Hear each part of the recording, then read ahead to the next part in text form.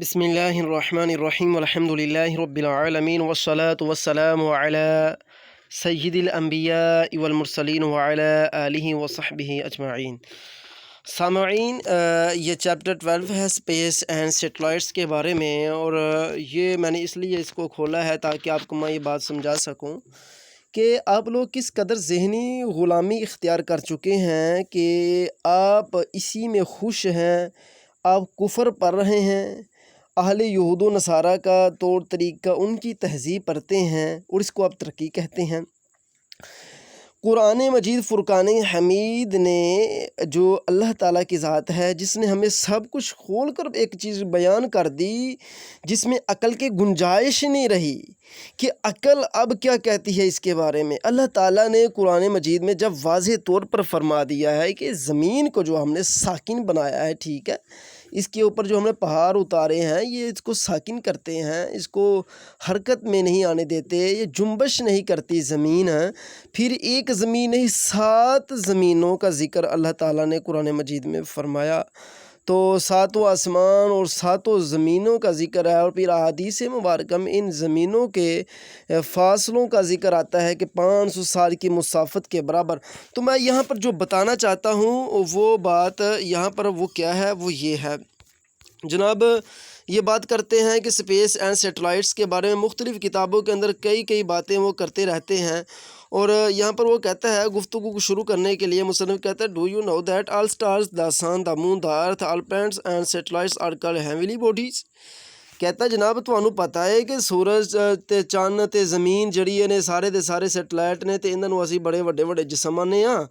تے دا ہیوینلی bodies are moving. کہندا اے جڑے وڈے جسم نے اے حرکت کر رہے نے، نعوذ باللہ من ذالک، اے سارے حرکت وچ نے، ہے بڑے وڈے نے لیکن وڈے ہو کے بھی یہ حرکت دے نے کرنا۔ تو میں اس دے اوتے پہلے گفتگو کر چکیا ہاں، وہ ایک پہلی ویڈیو دے اندر کہ اعلیٰ حضرت رضی اللہ تعالی حضرت رحمہ اللہ تعالی رضی اللہ تعالی عنہ سرکار نے اس کا بڑا مفصل رد فرمایا ہے اس بات کا، اور اس بات کو اہل یہود نے مختلف کتب کے اندر ڈالا تاکہ بچوں کا ذہن یہ بن جائے کہ واقعی جو ہے یہ زمین حرکت میں ہے، اور ہم نے یہی عقیدہ رکھنا ہے کہ زمین تو حرکت میں ہے، اور ہمیں تو میگنیٹ جو ہے وہ کھینچ کے رکھتا ہے، ہمیں تو کشش ثقل کھینچ کے رکھتی ہے۔ نافریت ہو یا کشش ثقل ہو یا نیگیٹو ہو یا پازیٹیو، جو بھی اس کے اندر اسباق آتے ہیں وہ ساروں کا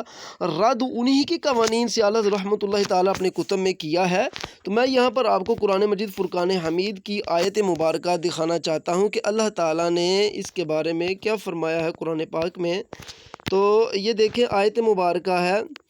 وَالْأَرْضَ مَدَدْنَاهَا وَأَلْقَيْنَا فِيهَا رَوَاسِيَ وَأَنبَتْنَا فِيهَا مِن كُلِّ شَيْءٍ مَوْزُونٍ۔ اللہ فرماتا ہے وَالْأَرْضَ مَدَدْنَاهَا، اور ہم نے زمین پھیلائی ہے، وَأَلْقَيْنَا فِيهَا رَوَاسِيَ، اور اس میں لنگر ڈالے، یعنی لنگر سے مراد پہاڑ، زمین کو ہم نے پھیلایا اور اس کے اندر ہم نے پہاڑ ڈالے، وَأَنبَتْنَا فِيهَا مِن كُلِّ شَيْءٍ مَوْزُونٍ، اور اس میں ہر چیز اندازے سے ہم نے جو ہے اگائی ہے۔ تو یہ ایک میں نے بامحاورہ ایک ترجمہ پڑھ دیا۔ آپ دیکھیں کہ یہاں پر 23 نمبر تفسیر کے اندر، 23 نمبر اشاریہ کے اندر آپ فرماتے ہیں کہ پہاڑوں کے تاکہ ثابت و قائم رہیں، یہی بات جو ہے وہ تفسیر جلالین شریف کے اندر بھی موجود ہے کہ جلالین نے بھی اس بات کو وضاحت سے بیان کیا ہے کہ یہ آیت جو ہے اس کی انہوں نے جب فرمایا کہ وَالْقَيْنَ فِيهَا رَوَاسِيَ، اللہ تعالیٰ نے فرمایا وَالْقَيْنَ فِيهَا رَوَاسِيَ، ہم نے اس میں لنگر ڈالے، پہاڑ ڈالے، تو اس کی تفسیر میں بزرگوں نے فرمایا کہ تاکہ زمین جنبش نہ کرے، زمین حرکت میں نہ آئے۔ یہ ایک آیت مبارکہ میں نے اس کے اوپر دکھا دی آپ کو، زمین کے جنبش نہ کرنے پر۔ اس کے علاوہ بھی انشاءاللہ تعالیٰ جب آگے اس کے اوپر گفتگو کریں گے تو ایک مفصل امید ہے کہ میں انشاءاللہ تعالیٰ کبھی اس پر گفتگو کروں گا، اور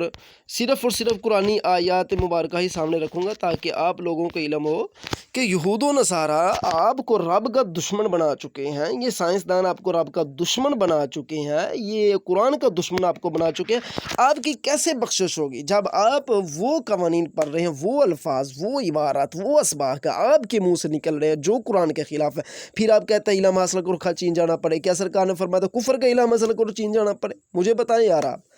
یہ والا یہ کفر کا علم نہیں ہے کہ قرآن فرماتا ہے کہ وہ القینا فیہا رواسیا، اور تم کہتے ہو کہ نہیں بھی وہ کشش ثقل جو ہے وہ ثابت ہے، تم کہتے ہو یہ موشن جو ہے یہ حرکت جو ہے یہ ثابت ہے۔ ایک کتاب میں نہیں ڈھیروں کتابوں کے اندر اسی بات کو آپ لوگوں نے بار بار پڑھا ہے اور دیکھا۔ یہ کیوں ہے ایسا سارا کچھ؟ یہ صرف اسی لیے ہے تاکہ آپ لوگ جو ہے اس بات کی طرف دھیان کریں کہ یہ جو کچھ کتابوں میں ہے یہ سچ ہے، حالانکہ یہ جھوٹ ہے، یہ قرآن و سنت کے خلاف ہے۔